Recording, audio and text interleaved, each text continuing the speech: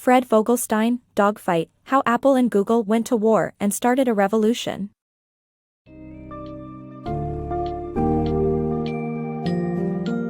Dive into the fascinating story of two tech giants, Apple and Google, and the intense competition that erupted between them in Dogfight, How Apple and Google Went to War and Started a Revolution by Fred Vogelstein.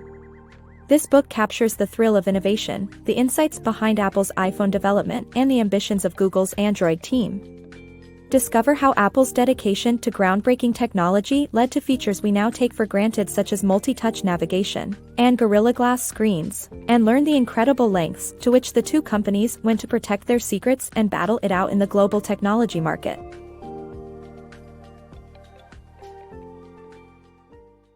Origin of the iPhone. The year 2001 saw the arrival of Apple's iconic iPod, which changed the music landscape with its single function, playing music. While creating an Apple phone had long been on executives' minds, Steve Jobs remained hesitant, fearing interference from major carriers like T-Mobile and AT&T. These carriers held sway in phone technology as they were responsible for both marketing and price subsidies. Jobs, being the visionary he was, wanted Apple to have complete control over its phone. During this period, Apple concentrated on developing the iTunes Store, a platform to purchase music and videos, exclusively for Mac and iPod users. Despite its success, competition grew as other companies integrated music apps into phones, merging the functions of phones and MP3 players. Apple eventually partnered with Motorola, launching the Rock, a music phone that combined hardware development expertise, licensing fees for iTunes, and negotiations with carriers. Unfortunately, the Rock missed the mark with its bulky design and limited storage, allowing only 100 songs. Moreover, while it supported iTunes, direct music downloads were not possible. This failure did not deter Apple, as the company witnessed skyrocketing iPod sales in 2004. This growth rekindled Jobs' interest in the idea of an Apple phone, setting the stage for the revolutionary iPhone. Birth of the iPhone. By late 2004, Steve Jobs recognized the potential of mobile phones and considered an Apple-branded phone. Connectivity speeds had improved, and phones were now capable of browsing the web or streaming videos. Apple partnered with phone carrier Singular, later acquired by AT&T, which gave Apple full control over product development. Apple aimed to create never-before-seen features for their smartphone, such as a multi-touch screen, enabling users to navigate with 2 fingers. Though common today, smartphones in 2005 lacked the power to handle such technology. Over the next 2.5 years, the development team focused on shrinking the proposed early prototypes down to a handheld size. Another significant obstacle was creating a scratch-resistant screen. The two initial options, plexiglass and ordinary glass, were either easily scratched or shattered. However, Jobs discovered a perfect solution upon learning about Gorilla Glass during a meeting with glassmaker Corning. Gorilla Glass, designed for fighter jet cockpits, was the hardest glass in the world. Steve Jobs convinced Corning to produce this durable material for Apple's new device. The iPhone's final version, equipped with a Gorilla Glass screen, passed all durability tests. The screen remained unscratched in a bag of coins and endured a fall onto a concrete sidewalk. While today's users take these features for granted, the development process of the iPhone brought about groundbreaking innovations in the smartphone industry. Apple's veil of iPhone secrecy. While developing the iPhone, Apple had secret measures in place to guard against leaks. Steve Jobs restricted access to areas, prohibited employees from discussing their work with outsiders or other teams, and even duped an external supplier with a fake iPod project. This culture of secrecy intrigued many and demonstrated just how valuable Apple considered the ideas behind the iPhone. Apple's secrecy surrounding the iPhone's development was extreme. Steve Jobs went to great lengths to prevent information from being leaked. He sealed off rooms and hallways, granting access only to employees working on the iPhone, and even divided buildings in half. To ensure confidentiality, employees on the iPhone team were required to sign non-disclosure agreements, as well as additional contracts confirming their compliance. Despite being part of the iPhone project, team members were forbidden from discussing their work with other teams involved in the development process. This separation persisted even when collaboration was necessary. For instance, software engineers were not given access to the real device for testing but had to rely on a simulator instead. External suppliers were kept unaware of the iPhone components they were creating. An example of this is Marvell Electronics, which supplied the Wi-Fi chip. They had been led to believe it was for a new iPod, and Jobs even went so far as presenting a fictional iPod project to their executives. Apple's enigmatic practices around the iPhone cemented their reputation as a company of innovation and kept the world on its toes, eagerly awaiting their next big reveal. Forstall's vision shapes iPhone. Scott Forstall, a skilled software engineer at Apple since 1992, found himself on the sidelines as newcomer Tony Fadell became Steve Jobs' favored developer and was chosen to lead the iPhone project. Apple initially planned to create an improved iPod with phone capabilities, but Forstall had a different idea, developing a scaled-down version of OS X, the Mac operating system. Although skeptical, Jobs permitted Forstall to pursue the project. Against the odds, Forstall successfully compressed OS X to fit the mobile device, intensifying the rivalry between him and Fadell. Jobs' tendency to oscillate between favoring one team over the other only fueled the executives' competitiveness. In turn, their rivalry drove innovation and shaped the iPhone we know today. From allies to smartphone rivals. In 2007, Apple and Google were considered friendly allies rather than competitors, cooperating in the development of the first iPhone. Apple's Steve Jobs was friends with Google executives, and its CEO, Eric Schmidt, even sat on Apple's board. With Google's assistance, iPhone featured apps like YouTube and Google Maps. However, simultaneously, Google was secretly developing its own smartphone project called Android. Acquired in 2005 for $50 million, Android's co-founder, Andrew Rubin, led the project with only a few top executives aware of their collaboration with HTC. Google's first phone, the Sooner, resembled a BlackBerry, but failed as it was overshadowed by the revolutionary iPhone. Unfazed, the Android team scrapped the Sooner and focused on designing the Dream, offering advanced features like 3G connection, copy-and-paste functionality, and Google Street View, which the iPhone lacked at the time. The race to iPhone launch. On January 9, 2007, Steve Jobs unveiled the iPhone at Macworld, though engineers knew it was far from perfect. The phone was prone to crashing, had a faulty virtual keyboard, and struggled with multi-touch sensors and antenna issues. Despite these challenges, Apple met its deadline and successfully launched the iPhone on June 29. The media portrayed it as a historic event, with eager customers rushing to buy the revolutionary device. Within 6 months, over 3.7 million iPhones were sold. With a seemingly perfect presentation, Steve Jobs introduced the world to the iPhone on January 9, 2007. However, behind the scenes, the engineers were sweating, as the device was far from ready for consumers.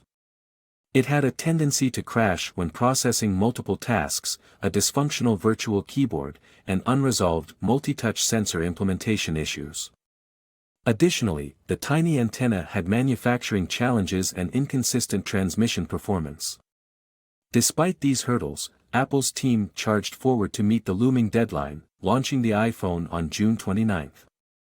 International media treated this as a historic event, keeping the new device in headlines for weeks as Apple enthusiasts hurried to get their hands on this sacred relic.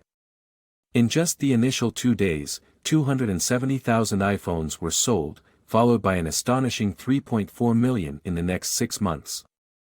Clash of Titans, Apple vs. Google. The Android operating system, unveiled at a 2007 press conference by Andrew Rubin, shook Apple as it posed a direct threat to their iOS.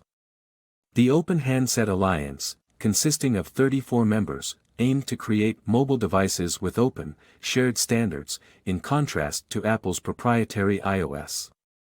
Google wanted to drive Android's open-source system to benefit both consumers and the company itself.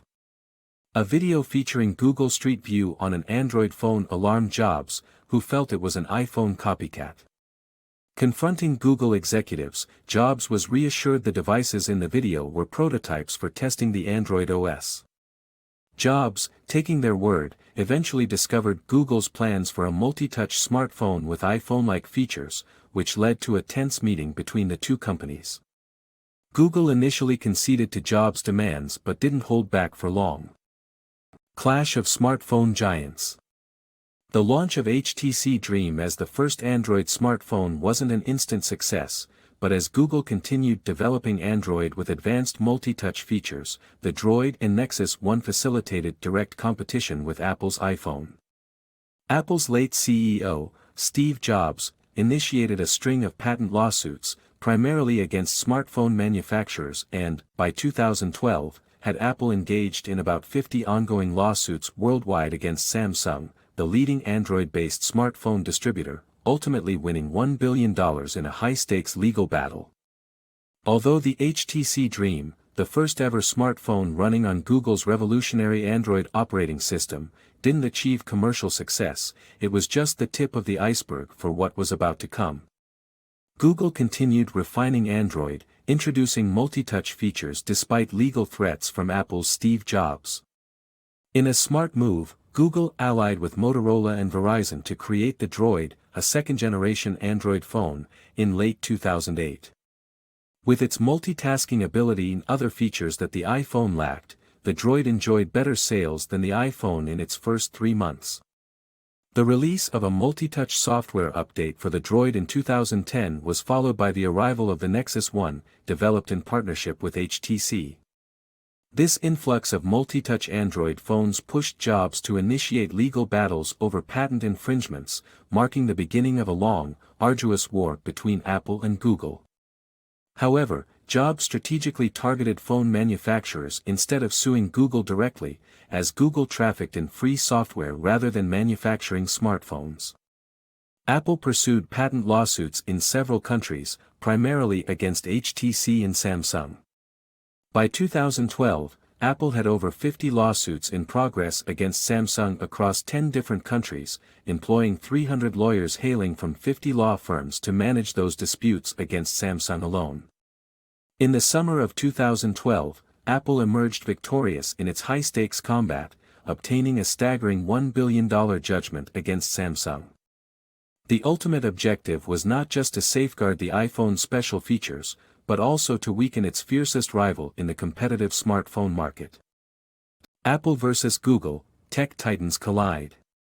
Steve Jobs, the visionary Apple leader, consistently criticized Google from 2008 until his passing in 2011. Google countered by launching new products aimed at chipping away at the iPhone's dominance. Google Voice emerged as one such competitor, as it allowed free voice calls online and threatened Apple's market share. Despite initially rejecting Google Voice from the iPhone, Jobs relented under pressure and added it to the Apple iTunes App Store. To fight back, Apple attacked Google's mobile advertising dominance by launching IAD and later sought to replace Google Maps with Apple Maps. Despite these efforts, the rivalry between these technology giants continues to persist. From 2008 until his death in 2011, Steve Jobs spared no opportunity to criticize Google.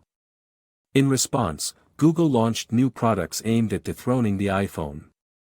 One such innovation was Google Voice, an app that allowed users to make free voice calls online, merging phone numbers and email addresses into a single ID.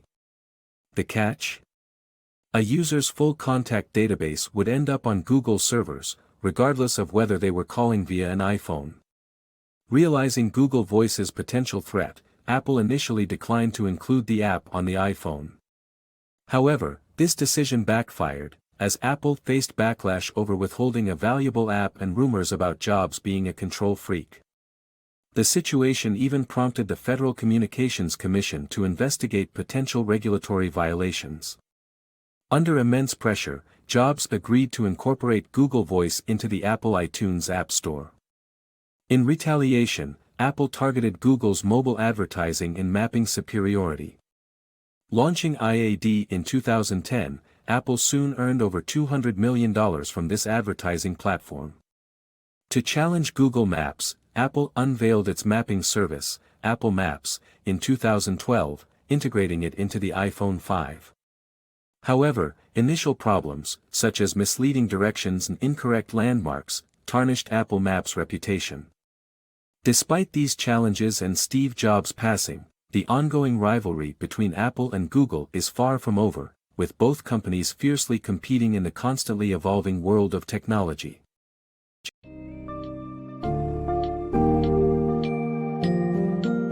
In summary, Dogfight showcases the intense rivalry and cutthroat competition between Apple and Google, as they each sought to dominate the smartphone industry. The book takes you on a journey through the groundbreaking innovations, secret deals, and high-stakes lawsuits that shaped the development of the iPhone and Android. At the heart of this fierce competition lies two tech giants who, in their quest to outdo one another, have changed the way we communicate, work, and live. Fred Vogelstein's book gives readers a unique glimpse into the power struggles and egos that fueled this remarkable revolution in technology.